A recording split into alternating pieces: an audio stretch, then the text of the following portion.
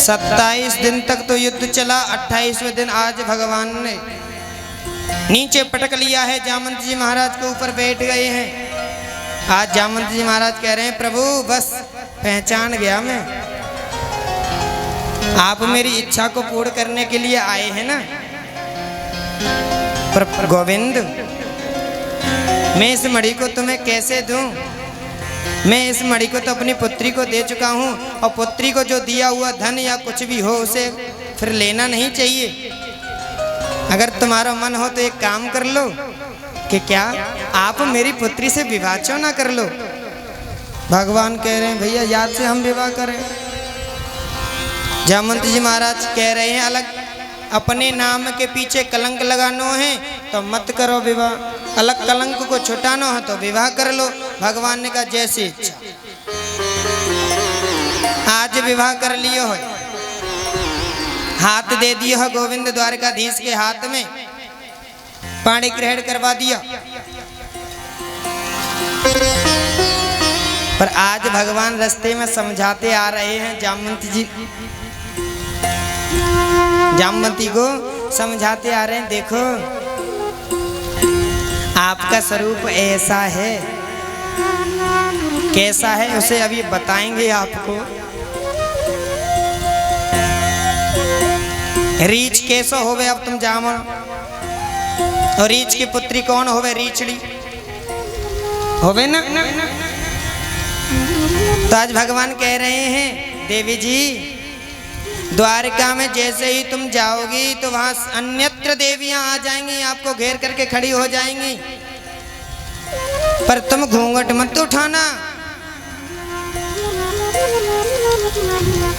अच्छा प्रभु हाँ, और घूंघट उठाना तो जब उठाना तब जब रुक्मणी महारानी दूर से बोल देंगी। क्या बोलेंगी? कि ज्यादा ज्यादा होगी तो मेरी जैसी होगी, इतना कहें सो तुम घूंघट उगार देना। ठीक है प्रभु। आज जामवंती महारानी के साथ में गोविंद जा रहे हैं। बड़ा ही सुंदर प्यारा सा भजन है। जैसे ही आज द्वारकापुरी वासियों को पता चला है, द्वारका वासियों को जैसे ही पता चला तो बड़ा सुंदर प्यारा भजन, आइए दोनों हाथों से मीठी मीठी तालियों की सेवा करते हुए गाएंगे। अरे है रयो सोर नगरिया में, क्या कहा है? अरे है रयो सोर नगरिया में, एक आए रही दुल्हनिया नगरिया में। एक है रयो सोर नगरिया में, नगरिया में एक आए रही दुल्हनिया नगरिया में।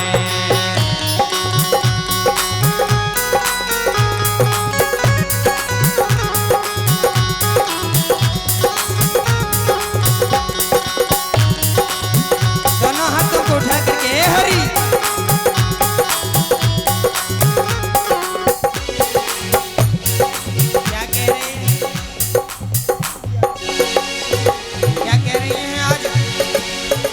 रयो सोर नगरिया में, नगरिया में एक आए रही दुल्हनिया डगरिया में। एक आए रही दुल्हनिया डगरिया में। हे हरि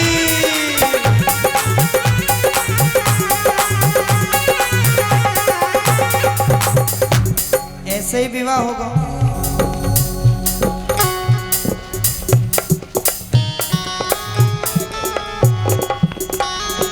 ऐसे ही होवे। दोनों हाथों को उठा करके गाएंगे। एक है रयो सोर नगरिया में, नगरिया में एक आए रही दुल्हनिया नगरिया में। एक आए रही दुल्हनिया नगरिया में।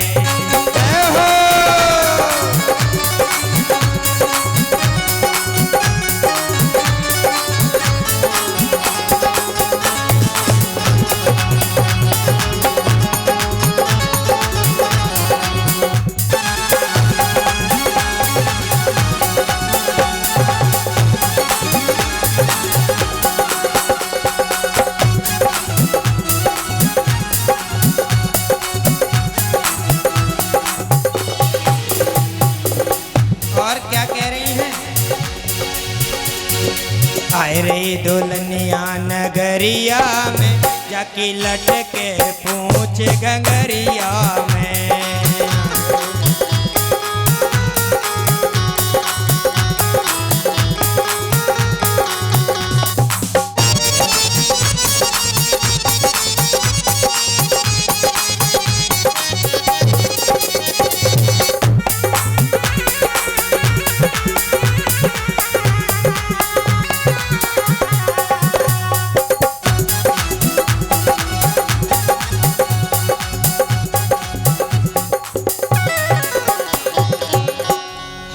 सोर नगरिया में आए रही दुल्हनिया नगरिया में। और कैसी आ रही है कि आए रही दुल्हनिया नगरिया में जाके लटके पूछ घंगरिया में।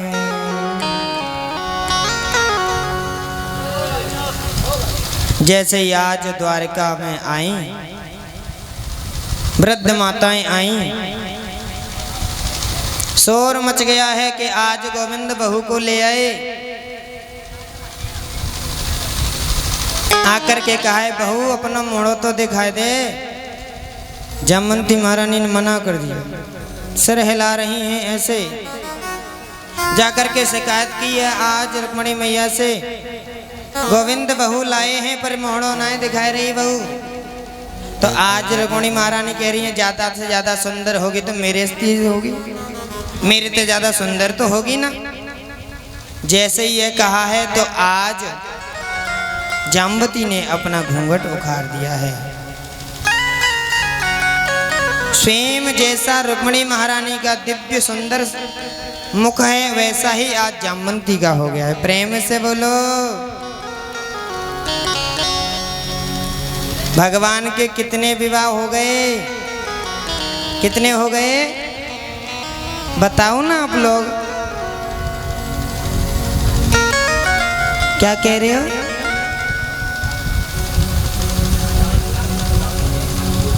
भगवान के कितने विवाह हो गए? भगवान के दो विवाह हो गए, ये दूसरा विवाह हुआ। ठीक है, उस मणि को ला करके आज सत्राजित को दी।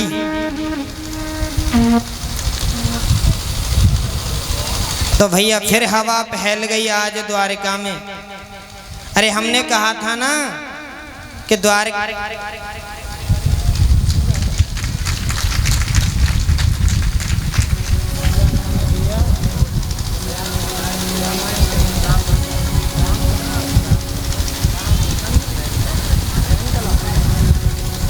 राम रतन भैया रहन कला से आए हुए हैं कथा श्रवण करने के लिए। आप सब लोग करतल ध्वनि से स्वागत करते हुए आज द्वारकावासी कह रहे हैं हमने तो पहले ही कहा था कि द्वारकाधीश कभी चोरी करते ही नहीं हैं।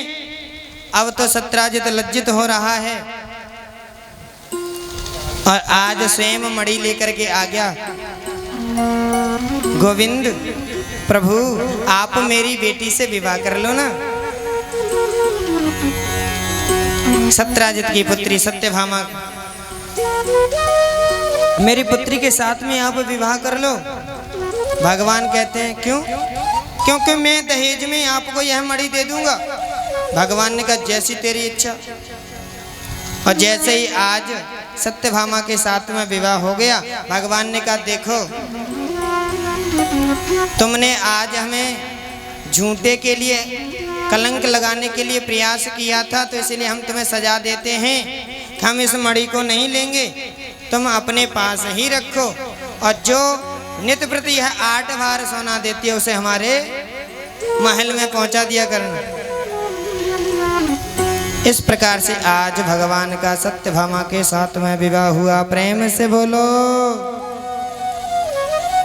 एक बार अर्जुन के साथ में भगवान इंद्रप्रस्थ पधार रहे थे, पर रास्ते में देखा तो एक देवी जी ध्यान मग्न होकर के भजन कर रही हैं। भगवान ने कहा अरे अर्जुन देखो तो यह देवी कौन है और क्या कर रही हैं। तो अहम देवस्य सवितुर दुहिता पतिमिच्छति विष्णुं वरेण्यं वरदं तपः परममास्थिता।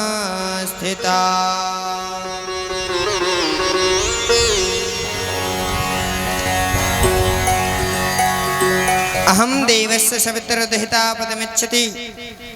महाराज मैं सविता की दुहिता हूँ, मेरा नाम कालिंदी है यमुना, और मैं विष्णुं वरेण्यं वरदम, विष्णु को वर्ण करने के लिए पति रूप में मानने के लिए तपस्या कर रही हूँ। आज अर्जुन ने जैसे ही सुना, आज अर्जुन कह रहे हैं प्रभु गुरुदेव तुम्हारा तो बृहस्पति उच्च का है, यह आपको पति रूप में पाना चाहती हैं। तो आज भगवान ने कहा करा दो तो जल्दी से विवाह, तो पाणी ग्रहण करा दिया। आज कालिंदी के साथ में आज भगवान का विवाह हो गया। उसके बाद में अवंती उज्जैन के देश के राजा हैं विंद और अरविंद, उनकी बहन का नाम है मित्रवंदा। पर यह राजनीतिक का लाभ लेने के लिए दोनों भाई दुर्योधन के साथ में विवाह करना चाहते थे। स्वयंवर रखा है और मित्रविंदा को समझा दिया और बार बार कहा बहुत सारे राजा बैठे होंगे, वर बैठे होंगे, पर तुम्हें किसी के गले में माला नहीं डालनी, तुम्हें तो मात्र दुर्योधन के गले में ही माला डालनी है। जैसे ही यह कहा तो आज मित्रवंदा ने हाथों कर दिया है, पर स्वयंवर में जैसे ही माला लेकर के चली हैं तो किसी को नहीं देखा। आज स्वयं मित्रवंदा ने द्वारकाधीश के प्रभु के गले में माला डाल दी है। बोले द्वारकाधीश भगवान की। इस प्रकार से आज भगवान का विवाह मित्रवंदा के साथ में हुआ।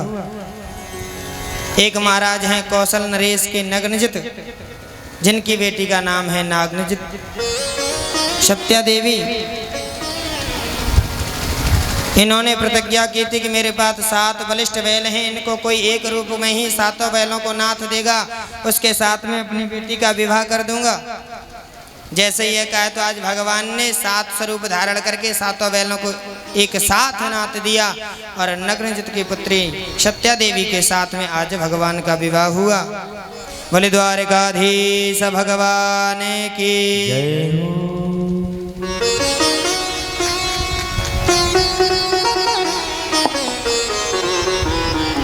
यह हमारे बड़े भैया महिपाल सिंह वर्मा जी, मैया की कृपा से आज इन्होंने बड़ा सुंदर स्वागत किया है। करतल ध्वनि से स्वागत करते हुए माता रानी इन पर सदैव कृपा बरसाती रहें। बोले झंगोला वाली मैया की।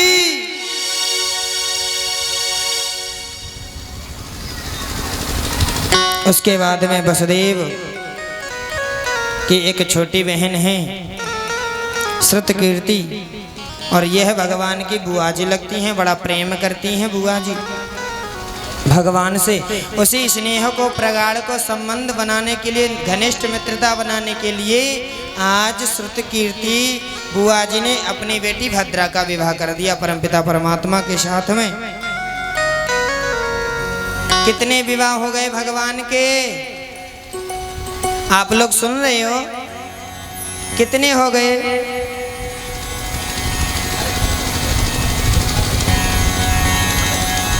गड़बड़ है। भगवान के 7 विवाह हो गए। प्रेम से बोलो भैया। देखो 16,108 विवाह है ना, तो बड़ी मुश्किल से होंगे। आदमी को एक विवाह हो गए तो ये समझो तारे नजर दिखाई पड़ जाते हैं एक विवाह में, है ना।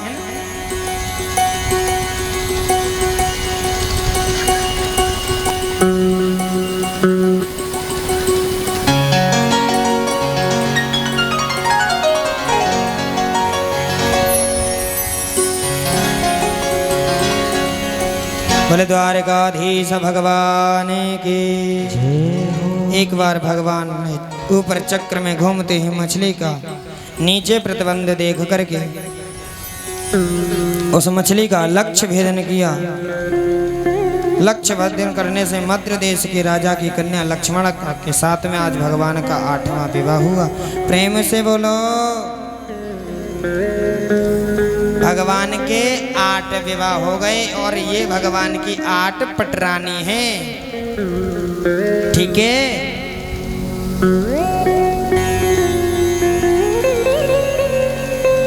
और अब सुखदेव भगवान कहते हैं राजन परीक्षित 16,100 विवाह एक साथ में हुए थे भगवान के। परीक्षित महाराज ने पूछ दिया गुरुदेव कैसे हुए थे जरा बता दो। तो आज भगवान बता रहे हैं। श्री सुखदेव भगवान कह रहे हैं राजा परीक्षित एक राजा है भौमासुर, उसने संकल्प ले लिया है 20,000 राजकुमारियां हो जाएंगी तो मैं उनके साथ में विवाह करूंगा। जिस राजा को जीत करके आता है उसी के जितने राज्य में राजकुमारी होती हैं उन सबको ले आता है। और इसी भौमासुर का नाम है नरकासुर। भूमिपुत्र होने के नाते से इसको भौमासुर कहते हैं।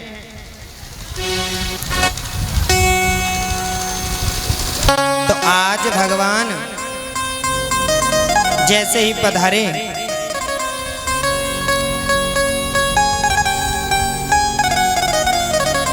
सभार्यो गरुडारूढ़ः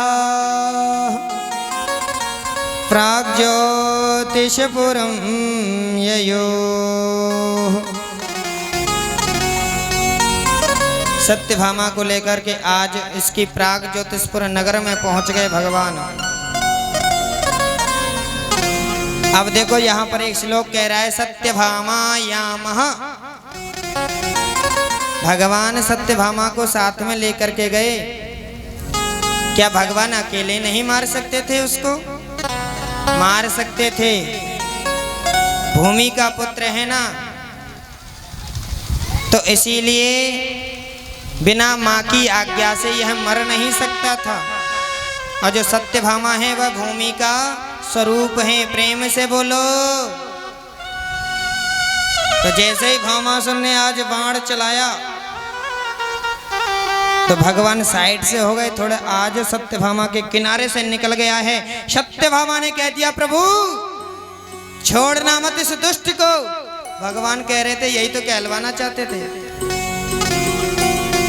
भगवान ने आज भौमासुर का भी उद्धार किया।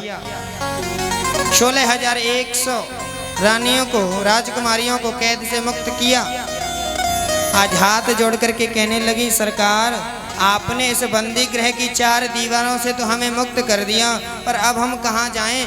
कोई राजकुमार हमसे विवाह नहीं करेगा। घर में हमारे पिता माता पिता हमें रखेंगे नहीं, इसलिए अब कहाँ जाएं? तो आज द्वारकाधीश कह रहे हैं कोई तुम्हें स्वीकार नहीं करेगा तो तुम एक काम करो आप मेरे ही पास आ जाओ। तो राजकुमारियों के साथ में आज विवाह कर लिया है। कितनी राजकुमारी हैं? 16,100 एक साथ में विवाह हुआ। अब कितने विवाह हो गए भगवान के? 16,108। प्रेम से बोलो राधे राधे। अब इतने तो विवाह हुए और 16,108 रानियों के गर्भ से भगवान ने 10 पुत्र और एक बेटी को जन्म दिया। प्रेम से बोलो। अब कितने हो गए? गुणा लगाओ आप लोग। गुणा लाओ। आप लोग तो पढ़े हो। 16,108 रानियों का गुणा करो। कितने हैं? एक रानी के पास में बच्चे 10 पुत्र एक पुत्री। अब कितने हो गए लगाओ, जब ही आगे कथा सुनाएंगे आपको। स्वामी जी कह रहे हैं ठीक है महाराज ये बात तो तुम्हारी। बताइए आप लोग। कितने हो गए जल्दी बताओ, समय भग रहा है इसीलिए जल्दी बताओ कितने हो गए। अरे आप तो 8 साइड के विद्यार्थी दिख रहे हो मुझे, बताओ ना जल्दी से, पढ़े लिखे हो। मोबाइल चल रहा है ना, मोबाइल में लगा दो और मोबाइल तुम्हारा फेल है जाती मो तब पूछ लीजिए, मैं तुम्हें बता दूंगा। इसमें लिखो है, क्या लिखा है इसमें? ये तुम ये कह रहे होगे कि महाराज ने 10 पुत्र 1 पुत्री बता दिया, ऐसा भी नहीं, इसमें लिखा है, पर है इसमें संस्कृत। इसमें लिखा है कृष्णस्य ता स्त्रियः एकैकशः। एकैकशः का मतलब समझो, शरवात्म संपदां पितृसमान 10 पुत्रान् जनयामासुः।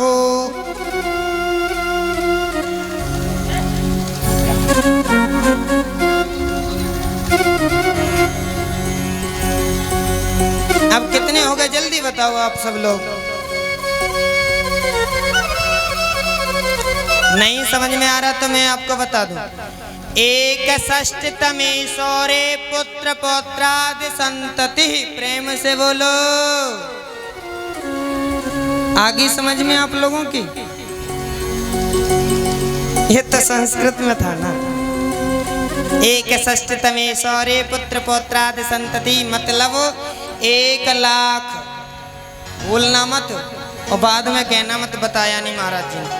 1,77,188। प्रेम से बोलो। अब इन सब के नाम जानना चाहते हो? 1,77,188 के कौन कौन जानना चाहता है? हाथ ऊपर खड़ा करो। अरे कथा तो तुम सुनते ही रहते हो।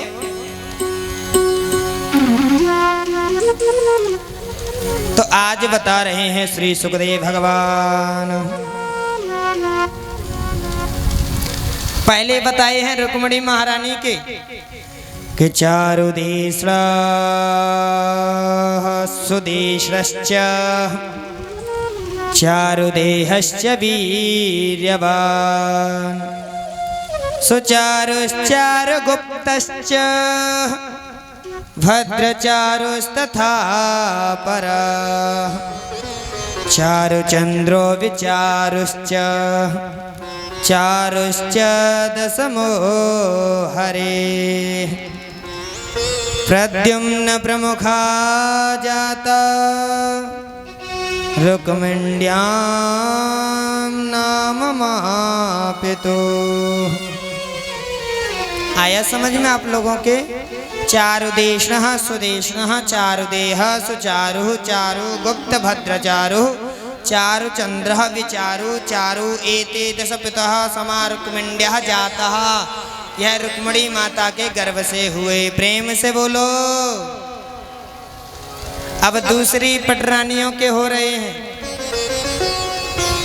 भानु सुभानु स्वरभानु प्रभानुर्भानुमास्तथा चंद्रभानु बृहद्भानु रतिभानुस्तथाष्टमा श्रीभानु प्रतिभानुश्च सत्यभामात्मजा 10। भानु सुभानु सर्भानु प्रभानु भानुमांद्र चंद्रभानु वृद्धभानु अतिभानु श्रीभानु प्रतिभानु एते 10 सत्यभामाया जाता। यह सत्यभामा के हुए। प्रेम से बोलो। अब तीसरी रानी के बताए। सांबः सुमित्रपुरछेद शतजिच्च सहस्रजित् विजयश्चित्रकेतुश्च भसमान् द्रविडस्वसु श्रीमान् कुन्तिर्नाग्रजिते सुता। शाम्ब सुमित्र पुरजित शतजित सहस्रजित विजय चित्रकेतु बसमान द्रविड़ केतु एते 10 जामवंत्यात्मजाः। यह जामवंती महारानी के हुए।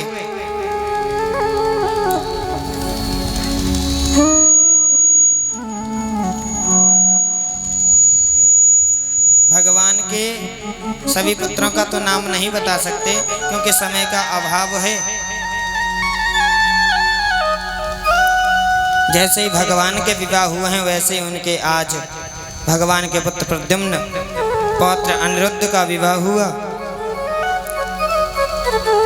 महाराज अनिरुद्ध के 2 विवाह हुए हैं। एक तो रुक्मिणी जी के भाई रुक्मी की नातिन के साथ में आज एक विवाह हुआ। और श्री सुखदेव भगवान कहते हैं राजा परीक्षित, दोनों विवाह में बड़ा भयंकर युद्ध हुआ है। दूसरा विवाह हुआ है बाणासुर की बेटी उषा के साथ में। यहाँ पर तो स्वयं द्वारकाधीश कृष्ण को आज शंकर जी से युद्ध करना पड़ गया था, क्योंकि बाणासुर है वह शिव भक्त था। आनंद के साथ में आज अपने परिवार के साथ रह रहे हैं गोविंद।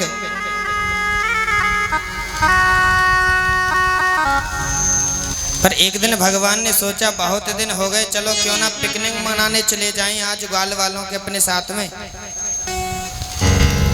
बच्चों के साथ में पिकनिक मनाने के लिए आज भगवान ने सोचा, तो आज भगवान चले दिए हैं। बाल गोपालों को लेकर के गए। बाल गोपालों से कहा तुम यहाँ खेलो, मैं एक वृक्ष के नीचे बैठ करके लेट करके छांव ले रहा हूँ। पर आज जैसे ही बालक खेल रहे हैं तो गेंद को इतनी तेज से फेंका कि एक कुएं में जाकर के गिरी। और जैसे ही कुएं में जाकर के गिरी बच्चे दौड़ करके गए। और जैसे ही दौड़ करके गए तो जाकर के देखा तो एक उस कुएं में बड़ा भारी बड़ा गिरगिट पड़ा हुआ है। गिरगिट को देख करके बच्चे डर गए। बच्चों ने कहा पिताजी इतना बड़ा गिरगिट हमने कभी नहीं देखा। आज स्वयं प्रभु आए और जैसे ही आज गिरगिट को स्पर्श किया है तो आज उसका शरीर छूट गया है, एक दिव्य पुरुष प्रकट हो गया है। और वह दिव्य पुरुष आज परिचय देने लगा। भगवान ने पूछा कौन हो तुम, तो आज परिचय देने लगा। और परिचय किस प्रकार से दे रहा है, बड़ा ही सुंदर परिचय दे रहा है। देखो बताने की शब्दशैली क्या है कि निर्गो नाम नरेंद्रो मिक्ष्वांकुतनय प्रभो दाने स्वाख्यायमानेषु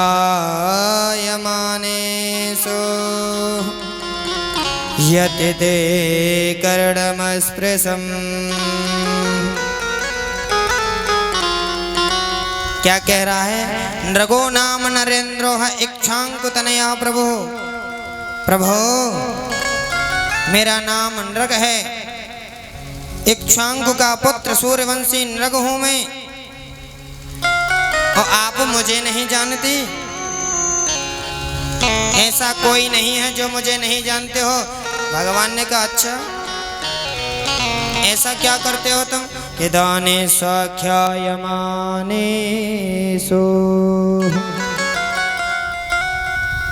दानियों में नाम,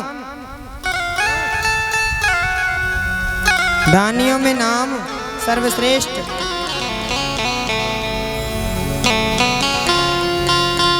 सर्वश्रेष्ठ माना जाता है। अच्छा क्या होगा इसको देखो। श्री राधे, जय जय राधे, श्री राधे।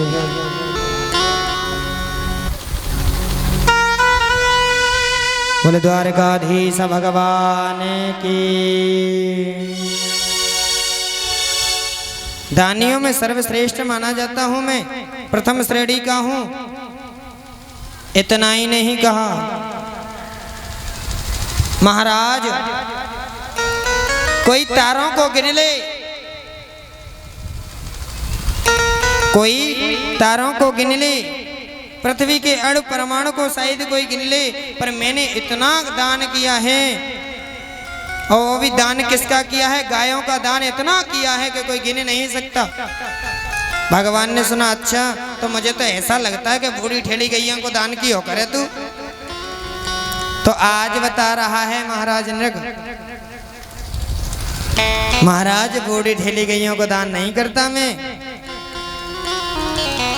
सुनो मैं कैसी कैसी गायों को दान कियो करो। पयस्वनी स्तरुड़े शीलरूप गुणोपपन्ना कपिला हेम श्रृंगी न्यायार्जितारोप्य खुरा सवत्सा धुकूलमाला भरणा ददावहम्। महाराज एक से एक सुंदर गाय को जो दूध देने वाली पयस्वनी, दूध देने वाली तरुणी, एकदम नई तरुणी, वह भी कपिला, जिनकी कपिला हेम श्रृंगी, सिंहों को जो सींग है ना उनको सोने से मड़कर की, रौप्य खुरा सवत्सा, उनके खुरों को चांदी से मड़कर की, बढ़िया सा एक सुंदर के ऊपर वस्त्र डाल करके जब उसका मैं दान करता था, ऐसी गायों का दान करता था फिर भी गिरगिट बना पड़ा है तू। तो आज नगर ने कहा महाराज एक गलती हो गई थी मेरे से। वह गलती यही थी कि एक बार मैंने एक ब्राह्मण को गाय दान कर दी और वह गाय छूट करके मेरी गायों में मिल गई, और दूसरे दिन मैंने उसी गाय को दूसरे ब्राह्मण को दान कर दी। प्रेम से बोलो। और जब दोनों ब्राह्मण मेरे पास में आ गए तो मैं निर्णय सही नहीं कर पाया। एक कह रहा है कि यह मेरी गाय है, दूसरे ने कहा कि मैंने अभी भी संकल्प में यह दान ली है, दान में गाय ली है। ठीक से निर्णय नहीं कर पाया तो दोनों ब्राह्मण गाय को छोड़ करके चले गए। और जैसे ही मैंने इस पांच भौतिक देह को त्यागा तो यमलोक ने पहुंच करके यमराज ने पूछा बताओ पहले पुण्य भोगोगे कि पाप? तो मैंने पूछा पाप कितने हैं? कि पाप तो थोड़े हैं। तो मैंने कहा पाप थोड़े हैं तो पहले पाप ही भोगूंगा। तो पाप भोगने के लिए ही गिरगिट बना हूं आज मैं, और आज मेरे पुण्य उदय हो गए हैं, तो आज मेरा आपने उद्धार कर दिया है। प्रेम से बोलो। जब इस प्रकार से आज राजा नृग ने कहा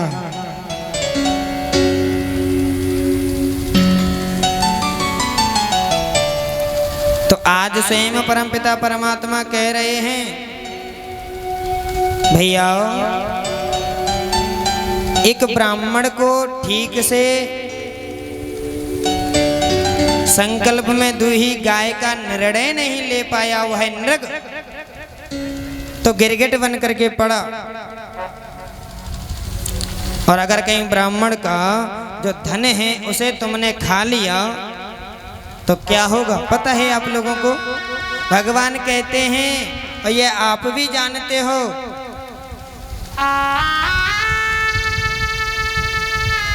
क्या जानते हो आप? कि जो विष को पिएगा तो वही मरेगा, है ना? विष को पिएगा वही तो मरेगा।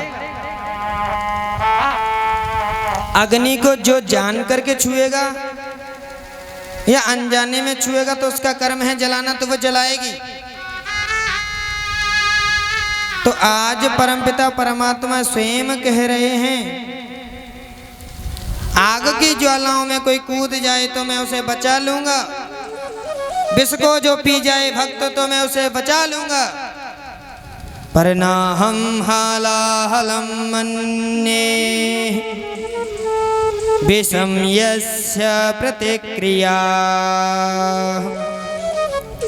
ब्रह्म स्वं हि विषम प्रोक्तम नास प्रीतिर्विधिर्वभे। जो ब्राह्मण का विरोधी है वो मुझ कृष्ण का विरोधी है, अन्यथा मेष दंड भाग। जो मेरी इस ब्राह्मण सेवा की आज्ञा का उल्लंघन करेगा उसे मैं स्वयं अपने हाथों से दंड देता हूँ। इसलिए ब्राह्मण का कभी भी धन नहीं लेना चाहिए। अगर ब्राह्मण के धन को तुम खा जाओगे तो तुम ही नहीं, तुम्हारा पूरा परिवार नष्ट कर देगा वह धन। प्रेम से बोलो। उसके बाद में आज दाऊ भैया बलराम ने कहा, लाला कई वर्ष बीत गए, तुम तो ब्रजवासियों से बोल करके आए थे ना कि परसों आ जाएंगे, और परसों की जगह तो कई वर्ष बीत गए। इसीलिए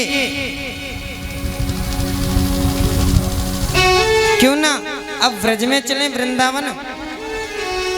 भगवान ने मना कर दिया।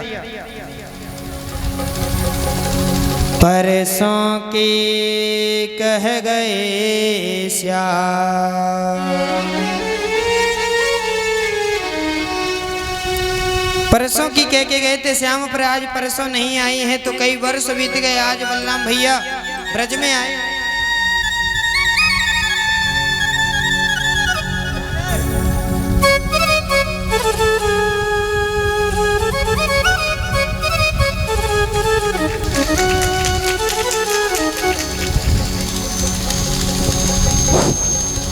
हेलो, सुखदेव भगवान की जय।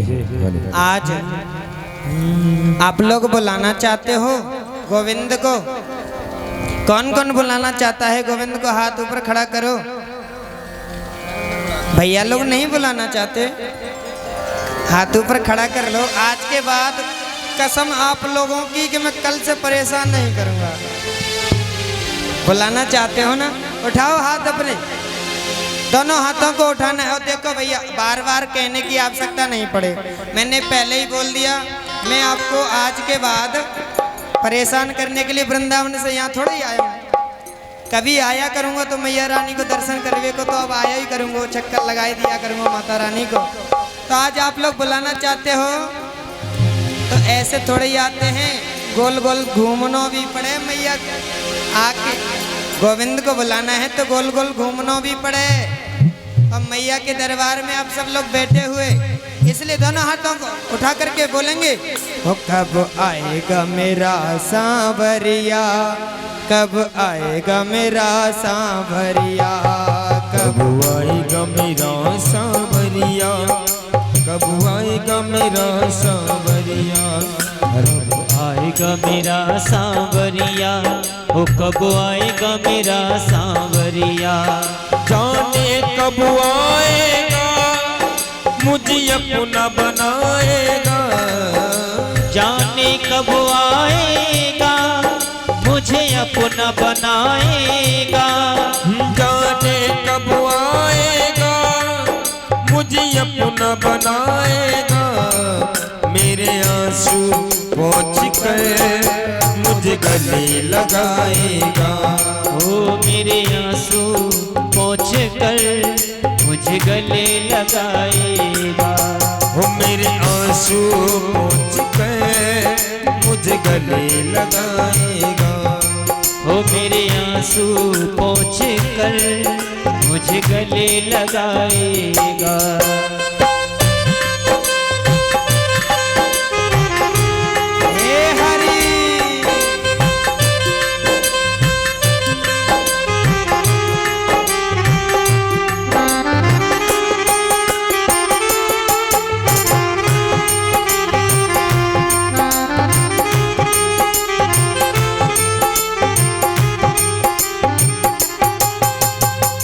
थकी गए नैन मोरे रास्ता निहारते, थक गए नैन मोरे रास्ता निहार के, प्यासी प्यासी अखियों में सपने बहार के, प्यासी प्यासी अखियों में सपने बहार के। जीवन बन जाएगा जब गाना आएगा, जीवन बन जाएगा जब कान्हा आएगा, वो मेरे आंसू पहुँच कर मुझे गले लगाएगा। ओ मेरे आंसू पोंछ कर मुझे गले लगाएगा। है हो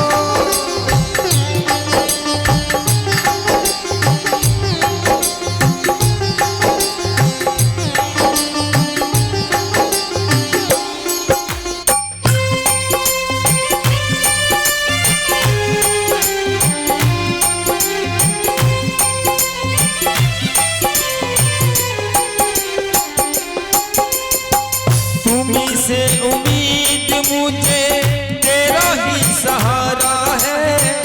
तुम्ही से उम्मीद मुझे तेरा ही सहारा है।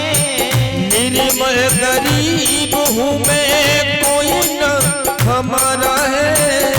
निर्बल गरीब हूँ मैं, कौन अब हमारा है।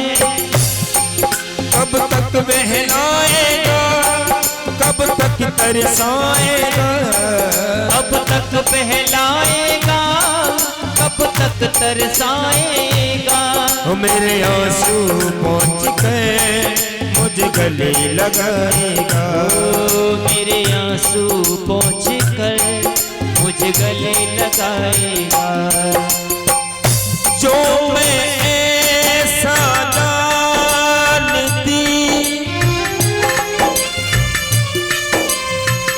प्रीति किए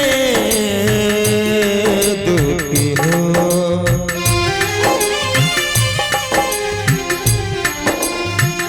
तो नगर ढिढोरा पीटते कि तुम प्रीति न कीजिए तो।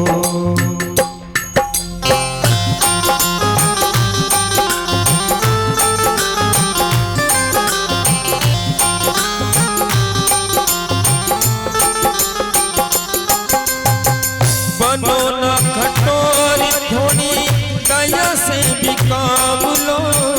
बनो ना कठोर, थोड़ी दया से भी काम लो।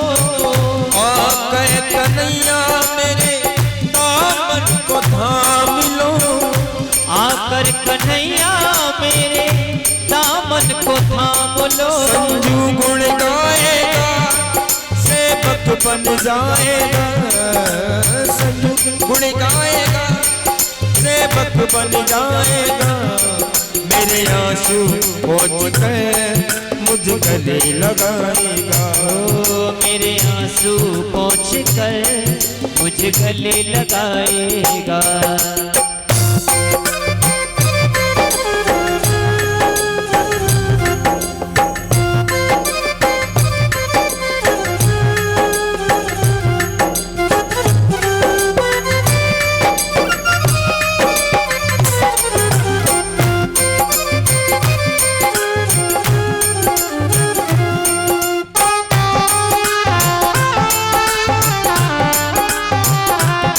वो मेरे आंसू पोंछ कर मुझे गले लगाएगा। मेरे आंसू पोंछ कर मुझे गले लगाएगा।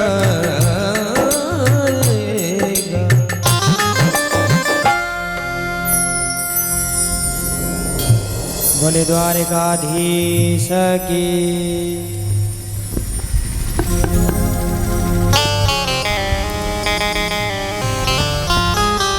इस प्रकार से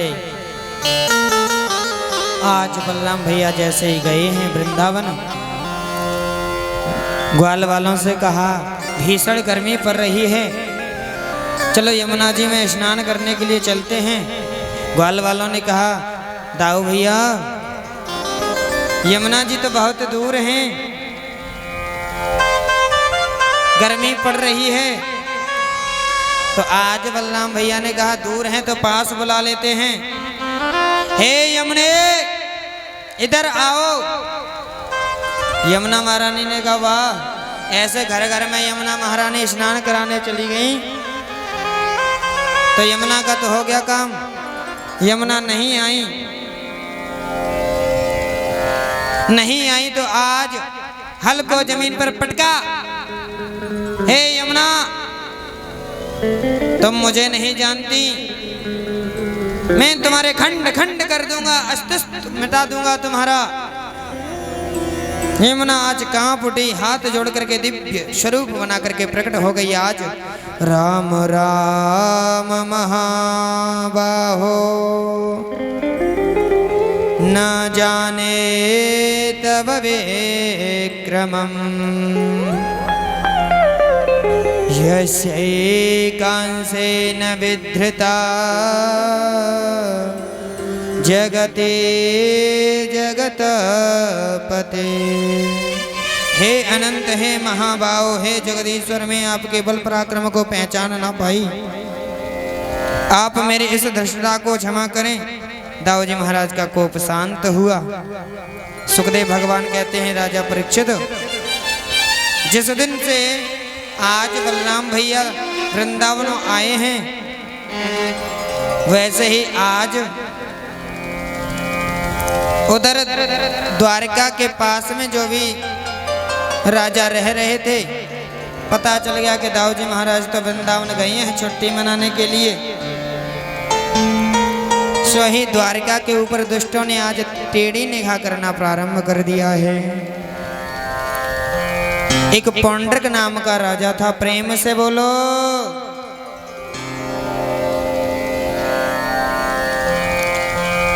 पौंड्रक नाम का राजा था, वह स्वयं को भगवान सिद्ध करने की कोशिश में लगा हुआ था।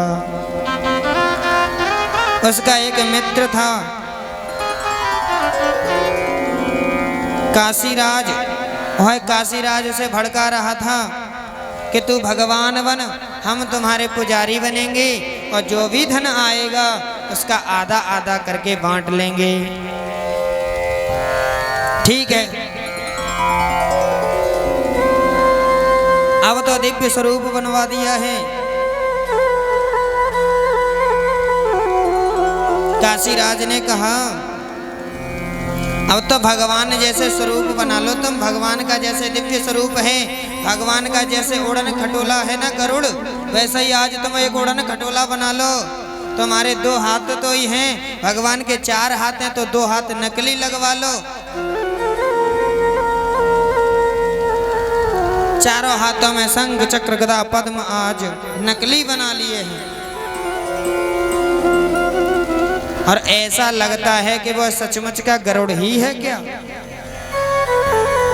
अब तो दुनिया मानने लगी, पूजा करने लगी। जय पौंड्रक देवा, पौंड्रक वासुदेवाय आरती गाने लगी। काशीराज ने कहा, मित्र, अब तो तुम्हारी जय जयकार होने लगी। अब तो तुम्हारी जय जयकार होने लगी। अब तो तुम्हें द्वारकाधीश काउंटर साउंड और करके दे दें तो तुम समझ लेना अपने आप को कि तुम आज स्वयं भगवान बन गए। तुम एक काम करो, धमकी भरा पत्र लिख करके आज भेजो। और जैसे ही धमकी भरा हुआ पत्र आज एक दूत के द्वारा भेजा गया,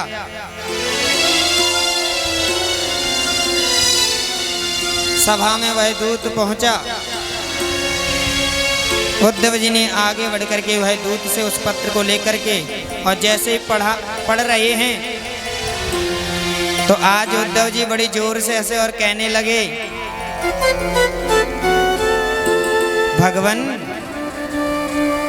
अब तो आप अपना बोरिया बिस्तर बांध लो,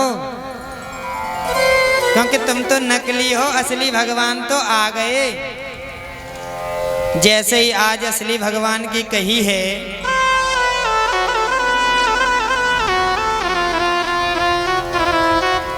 भगवान ने कहा, बोरिया बिस्तर हम तो बाद में बांधेंगे ही, पर इस दूत से कह दो कि इसके भगवान से हम मिलने के लिए आ रहे हैं कल। कह देना अपने भगवान से। और जैसे ही आज भगवान गए उद्धव जी को साथ में लेकर के,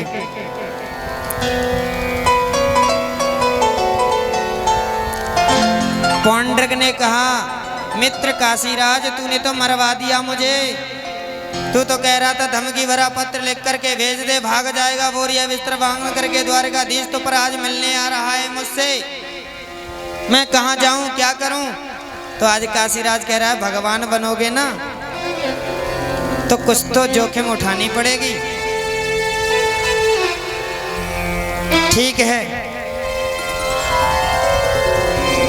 और तो कोई जोखिम नहीं उठाई, आज शांति से बांट लो आप, है ना। काशीराज ने कहा मित्र पौंड्रक अपना चमत्कार करो, चमत्कार दिखाओ।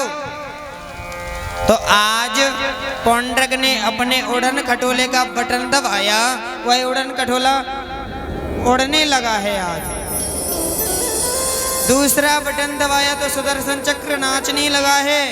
भगवान कहते हैं उद्धव से, उद्धव इसने तो बिल्कुल टू कॉपी कर ली है, प्रेम से बोलो।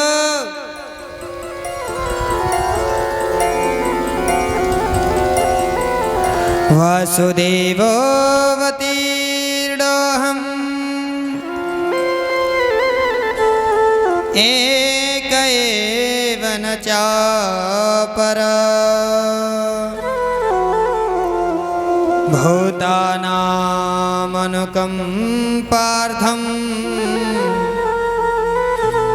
तं त्वमिथ्याभिधां त्यज। हम तो इसने झूठे पाड़ दिए, ये तो सेम को भगवान मानने लगा है।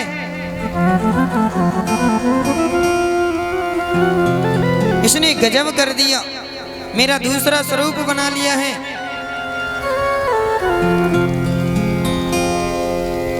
तो जब भगवान ने इसके दिव्य स्वरूप को देखा तो आज इसे असली रूप भगवान कह रहे हैं, आज मैं इसे असली रूप दे ही दूंगा। जैसे यह कहा है कि आज मैं इसे असली रूप दे ही दूंगा, तो आज सुदर्शन चक्र से पौंड्रक का वध कर दिया भगवान ने।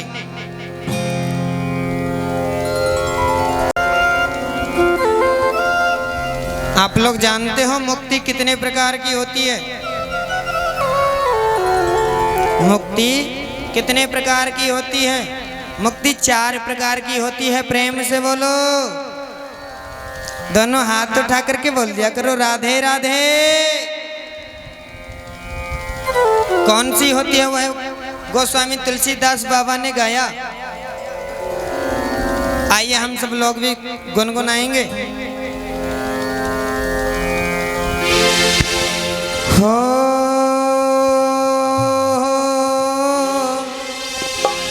तासु तेज प्रभु बदन समाना, सुर नर मुनि अचम माना। राम सिया राम जय जय राम, राम सिया राम जय जय राम।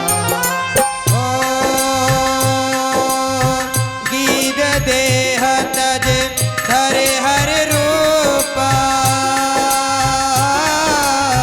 भूषण बहु भट रूप अनूपा। राम सिया राम जय जय राम, राम सिया राम जय जय राम।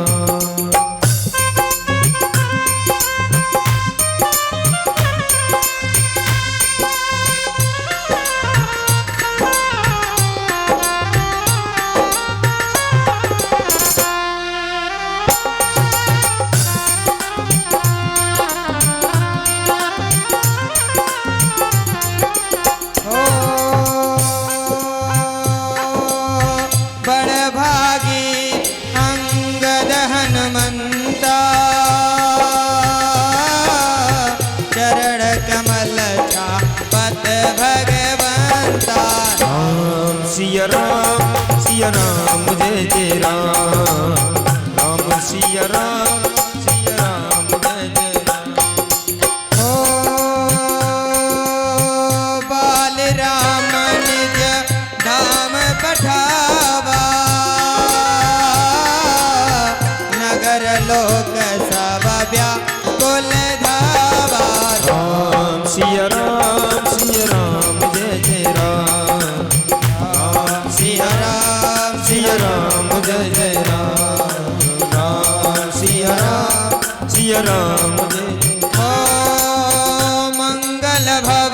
नय मंगल हारे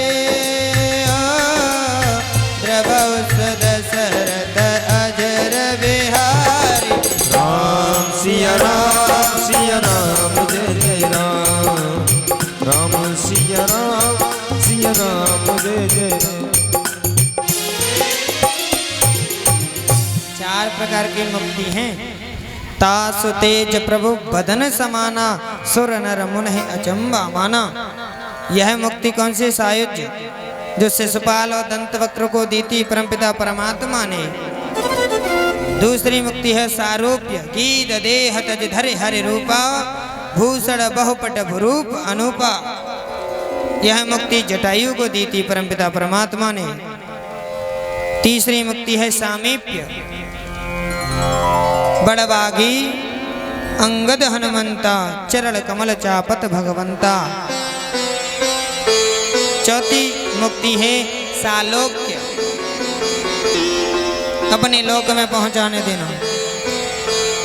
बाल राम निज धाम पठावा नगर लोक सब व्याकुल धावा।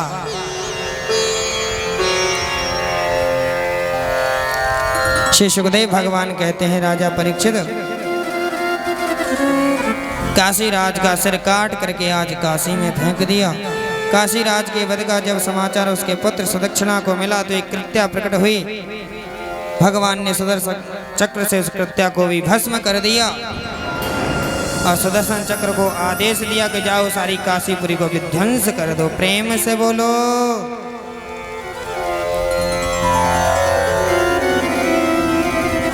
भगवान कैसे हैं।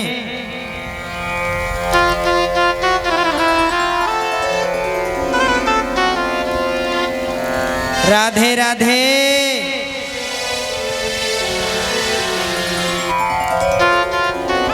एक बार की बात है, एक संत का बड़ा ही मधुर भाव है और प्यारा भाव है। आइए हम सब लोग भी गुनगुनाएंगे कि ब्रज में भगवान क्यों नहीं गए, बरसाने में क्यों नहीं गए।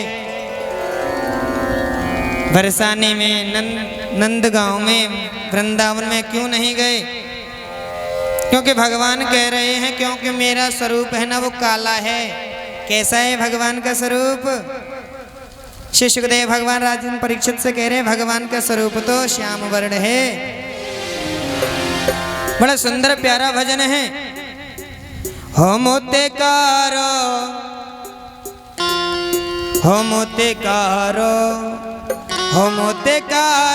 कनुआ कहे गई राधा गोरी गोरी।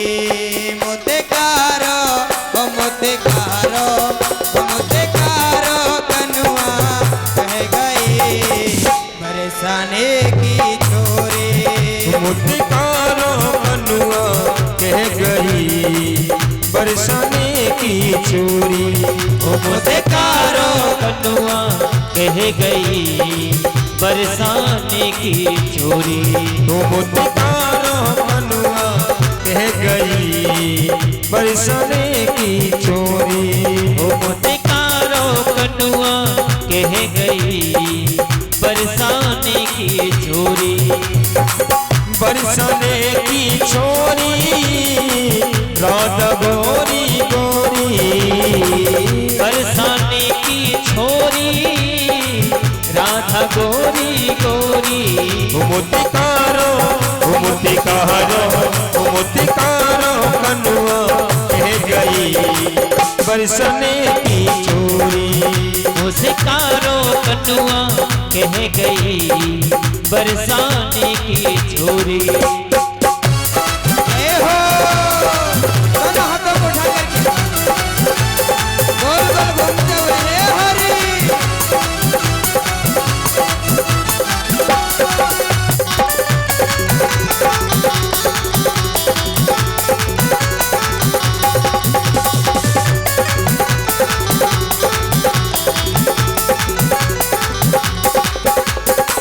तुम सब हो गए गोरे गोरे तो रह गयो कारो। तुम सब हो गए गोरे गोरे मेरे गयो कारो।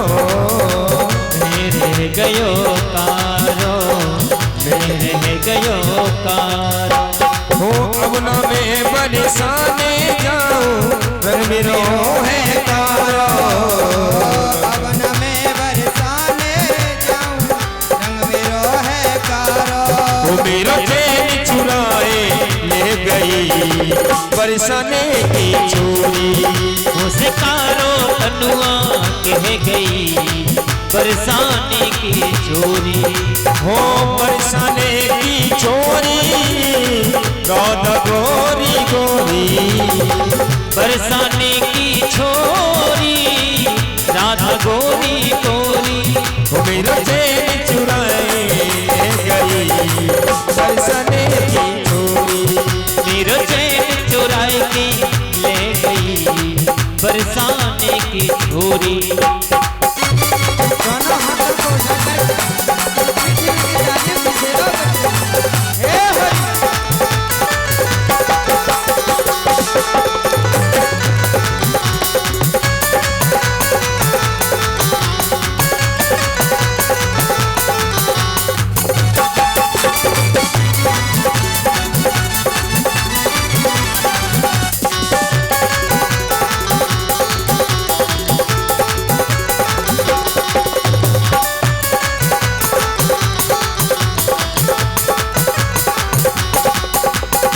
गोरी गोरी ब्रज की बाला हरे कृष्ण कन्हैया। हरे कृष्ण कन्हैया हरे कृष्ण कन्हैया। वो सब गोरे ब्रज के वासी तारो है नंदलाला। तारो है नंदलाला तारो है नंदलाला। मुझ चोरी चोरी कह गई राधा गोरी गोरी। मेरो चैन चुराए के ले गई बरसाने की छोरी। ओ बरसाने की छोरी राधा गोरी गोरी। बरसाने की छोरी राधा गोरी गोरी। वो मेरा चैन चुराए के ले गई बरसाने की छोरी। मेरो चैन चुराए के ले गई बरसाने की छोरी। बरसाने की छोरी बरसाने की छोरी बरसाने की छोरी।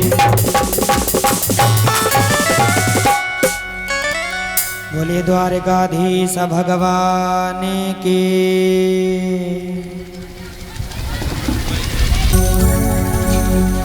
आज श्री सुखदेव भगवान कह रहे हैं राजा परीक्षित,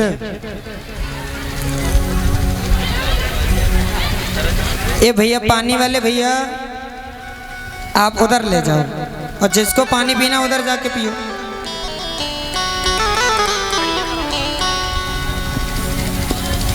प्रेम से बोलो। आप लोगों की कथा समझ में नहीं आ रही? आ रही है तो ताली तो बजा दो।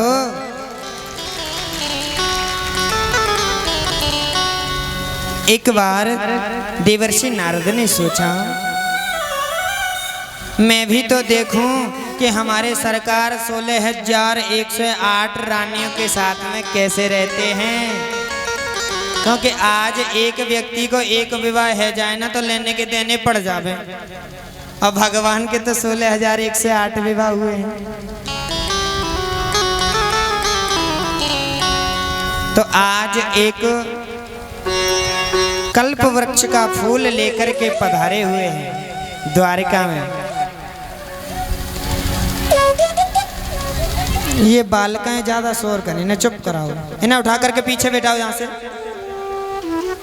ये बालिका को लेके बैठी है ना, ये ज्यादा शोर, उधर जा पीछे बैठो। चलो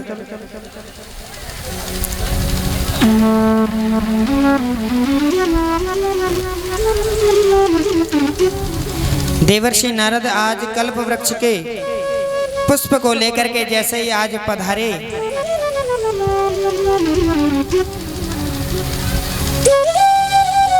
तो सबसे पहले आज रुक्मणी महारानी के महल में पधारे हुए हैं। भगवान को देखा, भगवान ने कहा अरे कैसे आना हुआ? नहीं नहीं, आपके दर्शन करने की अभिलाषा मन में जागी, तो आज मैं आपके दर्शन करने के लिए आ गया हूँ।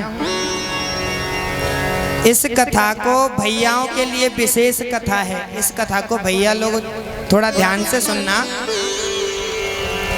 और जो माताएं तम्बाकू खाती हों उनके लिए विशेष है यह कथा, ठीक है। कौन कौन मैया खावे तम्बाकू? अच्छा, सब खावे। देखो परीक्षित महाराज शिकायत कर रहे हैं, सब खावे। प्रेम से बोलो। तो आज देवर्षि नारद कल्प वृक्ष के पुष्प को लेकर के आए। महाराज मैं इस पुष्प को लेकर के आया हूँ। अच्छा लाओ। तो आज रुक्मिणी महारानी के बालों को भगवान द्वारकाधीश समार रहे हैं, कीशों को बना रहे हैं। और जैसे ही आज पुष्प को लिया और पुष्प को लेकर के आज रुक्मिणी मैया के बालों में लगा दिया। प्रेम से बोलो। देखो एक पति और पत्नी का कितना अद्भुत बड़ा प्रेम है।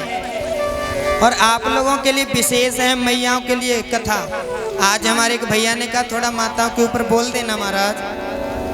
देखो मैया को हमेशा अपने पति की सेवा करनी चाहिए।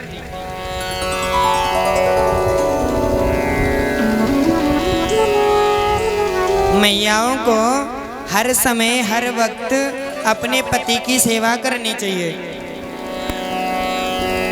अनुसुईया माता की तरह करोगी तो भगवान आ जाएंगे आपके घर में। देवहूति माता की तरह आप सेवा करेंगी तो कपिल भगवान के स्वरूप में आपके घर में बालक आवेगो। प्रेम से बोलो। अपना पति कैसा भी हो, और भैयाओं के लिए चाहे अपनी पत्नी कैसी हो भैया तुम्हारी, उससे प्रेम करना चाहिए, प्रेम करना चाहिए। गोस्वामी तुलसीदास बाबा भी तो गाते हैं इस बात को। सदैव पत्नी को पतिव्रता होना चाहिए। किसी भी व्रत की आवश्यकता थोड़ी है माताओं को कि व्रत करो, मत करो व्रत। पति की आज्ञा लो, स्वामी जी मैं इस व्रत को रह लूं, अगर वही आज्ञा दे दे तो रह लो। यहाँ क्यों बता रहा हूँ, क्योंकि देखो भैया तुम व्रत रहोगी तो खावे के ताई कछु चंजे करना चाहिए। और तुमने कहा सुनते हो आज हम व्रत हैं, और स्वामी जी ने कहा तो हम क्या करें, क्या ठेका ले रखो है, खावे के ताई बस व्रत रख लिया तुमने। तो इसीलिए व्रत भी करो तो पूछ करके करो। गोस्वामी तुलसीदास बाबा भी तो कह रहे हैं कि पत्नी एक अपने पति की सेवा करे। आइए हम लोग भी गुनगुनाएंगे चौपाइयों को।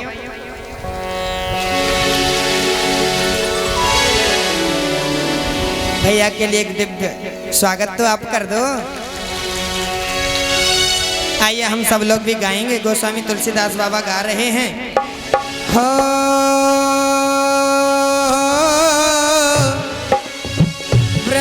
रोग बस जड़दनहीना अंध बधिर क्रोधी धनहीना। सिया राम जय जय राम, राम सिया राम जय जय राम। ऐसे पति कर किया अपमाना, नारे पावो जमपुर दुख नाना। राम सिया राम जय जय राम, राम सिया राम जय जय राम। एक ही धर्म एक व्रत नेमा, हो काय वचन मन पति पद नेमा। सिया राम जय जय राम, राम सिया राम जय जय राम।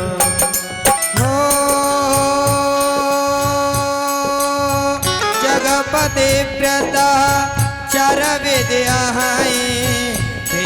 पुराण संत सब कहाहे राम सिया राम जय जय राम।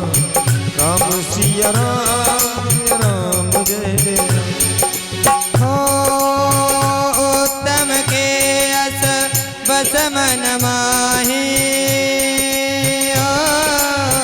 सपने आन पुरुष जग माही राम सिया राम जय जय राम। राम सिया राम जय जय हो मध्यम परपति देखें कैसे हो भ्राता पिता पुत्र निज जैसे राम सिया राम जय जय राम। राम सिया राम जय जय राम। राम सिया राम जय जय राम। राम सिया राम जय जय राम।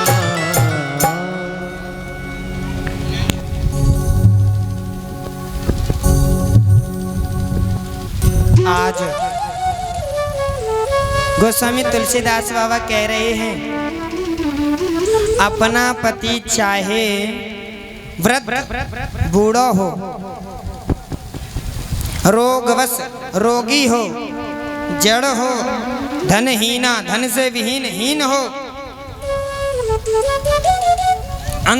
अंधा हो, बधिर क्रोधी कैसा भी हो, पर ऐसे पतिकर की अपमाना नारी पाव जमपुर दुख नाना।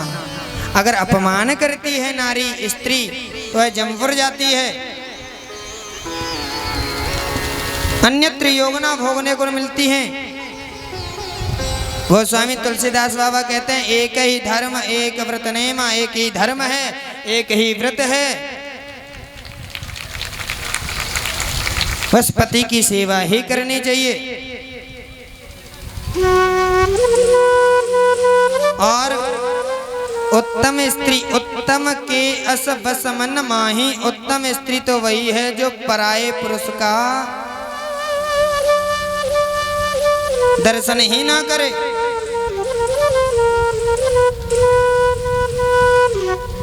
सपने हुआन पुरुष जग माही। और मध्यम परपत देखें कैसे, मध्यम स्त्री तो वह है जो भ्राता पिता पुत्र निज जैसे, पुत्र की तरह भाई की तरह देखे। इसलिए माताओं को सदैव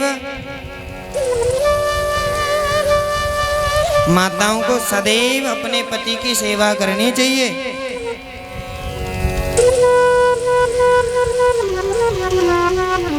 ठीक है मेरी मैया, करोगी ना सेवा आज से? कौन कौन करेगी? हाथ तो उठाइए ऊपर।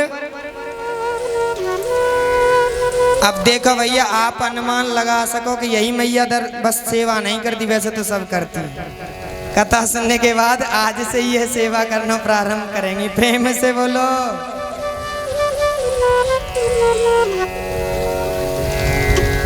आज जैसे ही रुक्मिणी मैया के बालों में उस फूल को लगाया है, देवर्षि नारद वहां से चले गए और आग लगाने पहुंच गए हैं सत्यभामा के घर।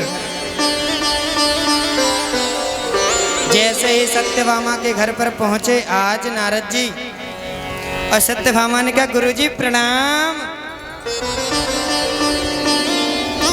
जैसे ही कहा है गुरुजी प्रणाम, कैसे आना हुआ? देवर्षि नारद ने कहा कोई ऐसे ही थोड़ी आया था, विशेष कार्य तो नहीं था, पर मैं आया था पुष्प लेकर के और मैंने भगवान को दिया। भगवान ने उस पुष्प को रुक्मिणी मैया के बालों में लगा दिया। अब तो आंखें लाल हो गई सत्यभामा की। भाई देखो सौतिया बहुत बुरी हुई। सौत तो कह देते हैं ना, बुरा मत मानिए, सौत तो चून की बुरी हो। प्रेम से बोलो, ताली तो बजाई दो। शौत तो चून की भी बुरी हो, तो आज सत्यभामा की आंखें लाल हो गई।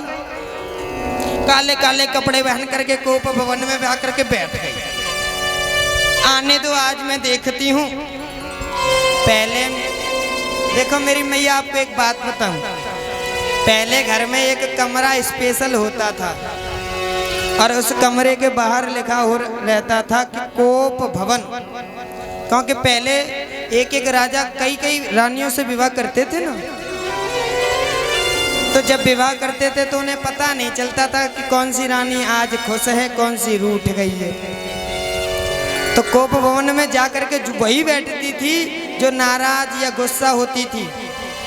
तो आज उसी कोप भवन में जाकर के सत्यभामा बैठ गई। और आज तो मैं बताऊं क्या, अपने घरों में जाकर के देखो तो कमरे पे ऊपर तो नहीं लिखा, पर मुझे ऐसा लगता है कि घर घर में कमरे कमरे कोप भवन बने बैठे हैं। प्रेम से बोलो। देखो भैया, कोई अपनी पुत्री को सहज नहीं देता है किसी को दान में। सबसे बड़ा दान बताया है कन्यादान, है ना कि नहीं? पर कन्यादान से भी एक दान बड़ा है। दानों में दान महादान, शांति का दान, जो आप सब लोग शांति बनाए बैठे हो। प्रेम से बोलो। कन्या को पाल पोस करके बड़ा करते हैं तो कितना थोड़ा कष्ट भी होते हैं। जब वो पराए घर जाती है तो आदमी व्यक्ति क्या सोचता है, क्या कहता है? हमने जिसको पाला पोसा, गृह कार्य सभी सिखलाया है, सारी विद्याएं पढ़ा लिखा विदुषी से बनाया है। वह प्राण प्यारी बेटी, अब क्या कह रहे हैं कि वह प्राण प्यारी बेटी अब अपनों से छूटी जाती है। अब तक इस घर की शोभा थी, अब पर घर भेजी जाती है। पाल पोस करके एक बालिका को बड़ा करते हैं, पढ़ा लिखा करके विद्याएं अध्ययन करा देते हैं उसे, और कुछ ही क्षणों में वह दूसरे घर की अमानत बन जाती है।